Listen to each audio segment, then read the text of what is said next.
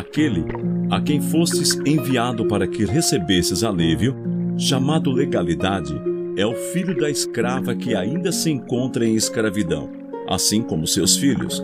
Gálatas capítulo 4, do versículo 21 ao 27. Misteriosamente simbolizada pelo Monte Sinai, que tu temestes cair sobre ti. Se ela e seus filhos estão em escravidão, como esperas, por meio deles, ser liberto? Legalidade não pode te libertar do teu fardo. Nenhum homem fora liberto do seu fardo por meio dele, nem será um dia. Tu não podes ser justificado pelas obras da lei, pois por meio delas nenhum homem receberá alívio de sua carga. Portanto, o senhor sábio mundano é um charlatão. O senhor legalidade é um traidor. E quanto a seu filho civilidade, apesar de seu sorriso afetado, não passa de um hipócrita que não pode ajudar a ti. Creia-me, nada há em meio ao tumulto destes homens insensatos, a não ser o projeto de seduzir-te para longe da salvação, afastando-te do caminho para o qual te direcionei. Ao proferir essas palavras, Evangelista bradou aos céus para que se confirmasse o que acabara de dizer. Na mesma hora, saíram palavras de fogo do monte do qual Cristão estava próximo, fazendo-o arrepiar-se. As palavras diziam: todos quantos, pois, são das obras da lei, estão debaixo de maldição.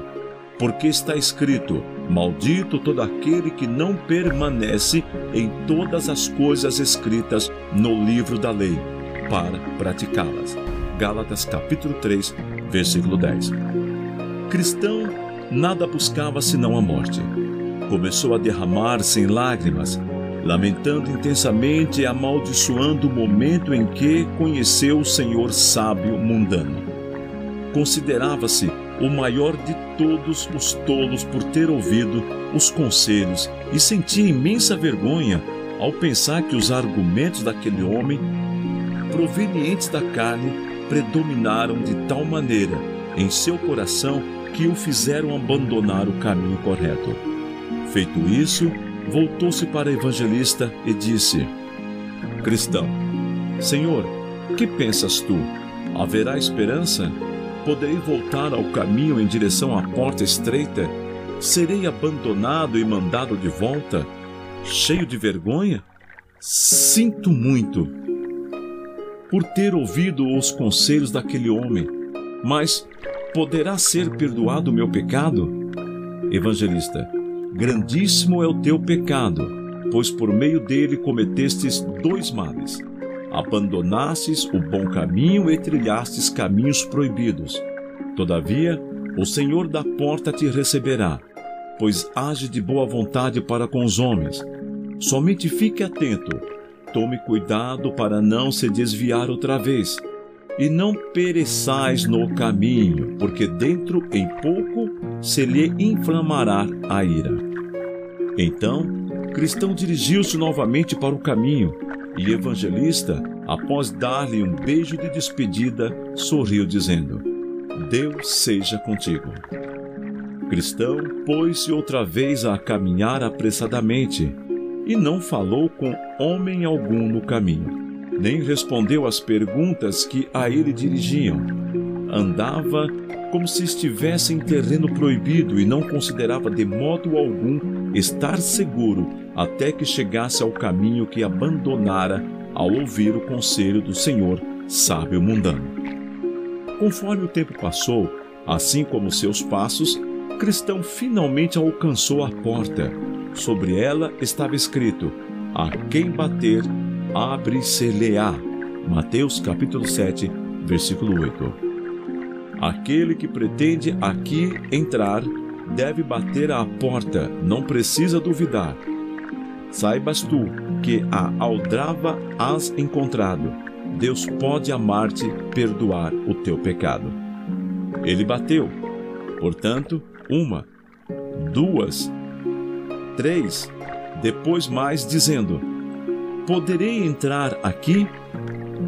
Ser-me-á aberta a porta? ser-me-á dado o perdão que o coração conforta. Embora tenha me rebelado e feito escolhas lamentáveis, não falharei em entoar a ti louvores infindáveis.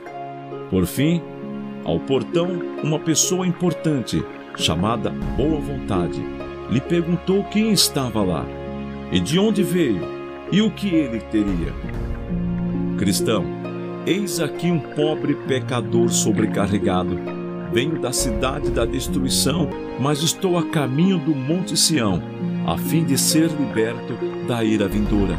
Fui informado de que essa porta é o caminho para lá. Poderias tu dizer-me, Senhor, se estás disposto a deixar-me entrar? Boa Vontade. Ora, mas é claro, estou disposto de todo o coração. E assim abriu-lhe a porta. Quando o cristão estava quase passando pela porta, Boa Vontade puxou-o para dentro. Cristão, o que é isso? Boa Vontade. Aqui perto foi erguido um grande castelo, cujo capitão é Beelzebul.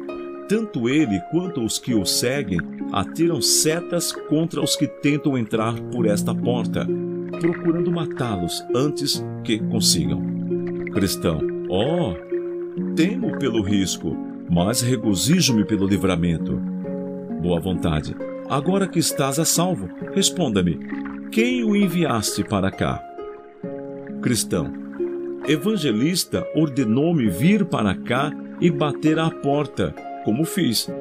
Disse que o Senhor me diria o que haveria eu de fazer a seguir. Boa Vontade. Diante de ti está uma porta aberta, e homem algum poderá fechá-la. Cristão. Até agora percebo que começarei a colher os benefícios de passar por tantos perigos. Boa Vontade. Mas como é que viestes sozinho? Cristão. Nenhum de meus vizinhos enxergou a própria ruína como enxerguei a minha. Boa Vontade. Algum deles sabia de tua vinda para cá?